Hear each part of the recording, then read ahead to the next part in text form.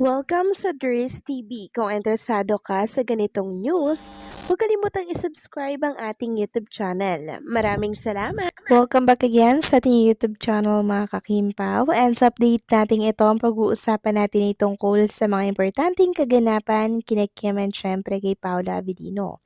Pero bago po ang lahat, maraming salamat sa inyong patuloy na pag-support at pagsabaybay sa mga daily update natin. Kaya naman bilang pasalamat, magbabasa lang ako ng ilang komento patungkol ito sa naging previous update. Unang komento mula po ito kay Ginang Norma Cole. Sabi niya, Jay, di bagay sa'yo tumawa tulad ni Kim. Si Kim lang bagay, kawawa ka, gaya-gaya, di naman bagay sa'yo. Salamat kung si Chinita ay Jontis, masaya kaming Kim Paulandia, tanggap namin, pinapangarap namin yan na magka-baby na sila ni Paulo. O bashers, anong sa inyo? Salamat, Ders. God bless us all. Maraming salamat sa komento, Ginang Norma Cole. So, pinapangarap din po natin yan kay Chinita Princess. Sana nga siya nga po yung nasa blind item. Pero manifesting lang naman to mga kakimpaw ha. Kasi isa po ito sa pinapangarap talaga nating mangyari. Dahil si Kim Cho naman nasa tamang edad na po siya. Hindi po ba mga kakimpaw? Pero syempre hindi pa rin na aalis sa aking isipan na nagpa-preserve si Chinita Princess ng egg cell niya para in the near future, meron po siyang makukuha na fresh egg cell niya. Ibig sabihin, hindi muna siya talaga pwedeng magpuntis ngayong nasa tugatog po ng kasikatan ang career ni Chinita Princess dito po sa mundo ng showbiz. Tungkol naman dito kay Joy mga kakimpaw, ibig sabihin lamang niyan kung talagang siya po ay nanggagaya dito kay Chinita Princess, idol niya si Kim Cho kasi talagang nakakahawa po yung mga galaw, yung ngiti, yung tawa ni Kim Cho. Kaya talagang mapapagaya ka. Ibig sabihin, talagang malakas ang hatak ni Kim. Kaya naman maging si Jay, ginagaya po siya. So maraming salamat sa komento, Ginang Norma Cole. God bless po sa inyo and mabuhay kayo. Next comment naman mula po kay Ginang Nenita. Sabi niya dito, Kim Cho has a charming smile and she has a pretty face, attractive and cute. She is one of a kind dahil bukod sa maganda niyang aura na nakakabighani sa mga boys, she has a good attitude at napakabait and down to earth pa. Nag-iisa lang siya dahil chinita ang beauty niya at napakaslim ng body niya. Kahit anong gaya pa sa mga inggitera, no way. Para lang silang baliw at tala-tala at trililing. Kim Cho lang the best. Tama kayo dyan, Ginang Nanita. Talagang ang originality ni Chinita Princess ay very unique mga kakimpaw, no? Si Kim Cho lang talaga yung may ganyang beauty na talaga namang kahit sinong lalaki pag nakasalubong si Kim Cho, talagang mapapalingon. Head turner ang isang Chinita Princess. Yes po mga kakimpaw. Iba talaga yung appeal ni Chinita Princess. Sobrang lakas po talaga, lalo na sa mga kalalakihan.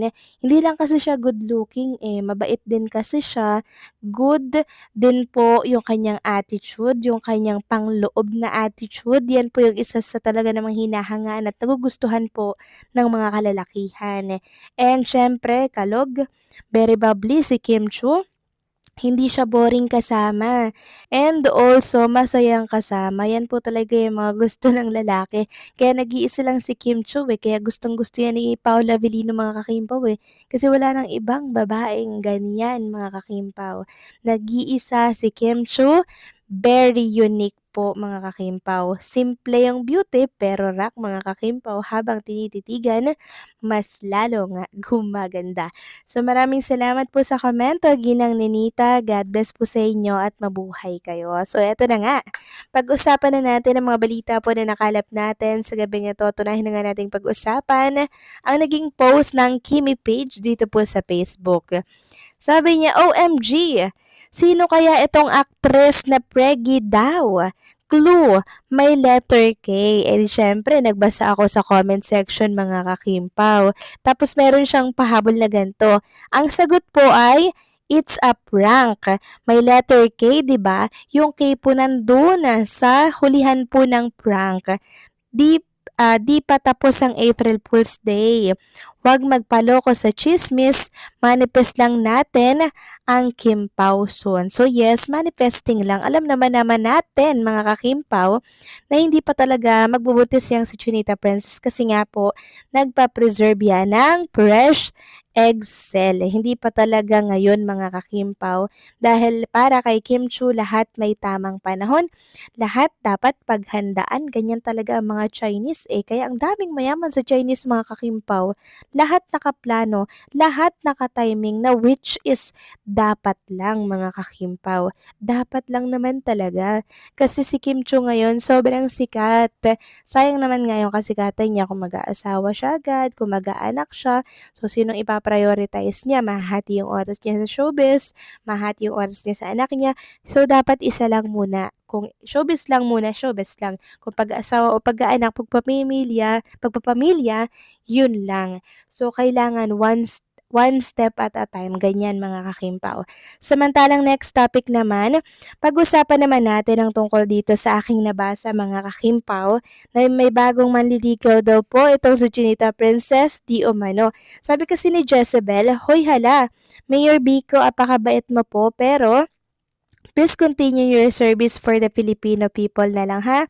Wag na po si Kimi, malaki po braso ng paulo namin. Katakot ha, char na char. So saan ba galing tong post na to mga kakimbaw? Kasi na-screenshot niya lang din tapos ipinost niya po sa kanyang Facebook. Sabi kasi dito sa post, kilalang personalidad na mayor, kilala sa pagiging mabait at seryoso sa trabaho, biglang may soft spot at desididong manligaw daw kay Kim Chu? Question mark.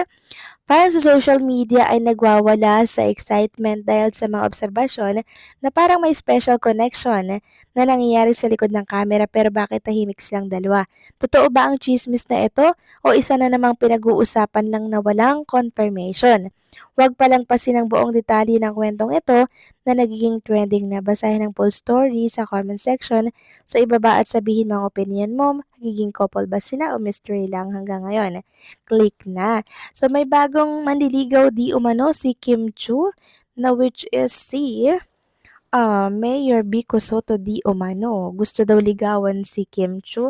Well, hindi po natin sure yan mga kakimpo kung totoo nga yan. Ano? Ito po kasi ay nag-ugat doon sa pa-blind item ng isang account sa X na meron daw mayaman, gwapo at hindi po korap na politiko na gustong-gusto si Chinita Princess. So, doon po yun nabuo mga kakimpaw na ay baka si Mayor Vico Soto yan. Kasi pag sinabing hindi korap, mayaman, pogi, Mayor Vico Soto na agad yan. Kaya siguro mga kakimpaw, ito yung nabuo sa isipan ng marami na ay si Mayor Vico Soto gustong ligawan si Chinita Princess at crush si Chinita Princess. So marahil dun po nag-ugat yun. And hindi naman nakapagtaka kung gusto niya si Kim Chu dahil si Kim Chu mabait, maganda, tapos mga kakimpaw, sobrang bubbly, pero si Kim Chu, meron na po siyang Paolo Avellino. Kaya friends na lang Mayor Vico kung totoo man nga itong balitang to ha. Pero kung hindi naman, okay lang din kasi wala namang masama. So kayo ba, anong sa inyo dito mga kakimpaw? Please comment down below. So paano hanggang dito na lamang po ang update natin at maraming salamat po sa patuloy na pagsuporta.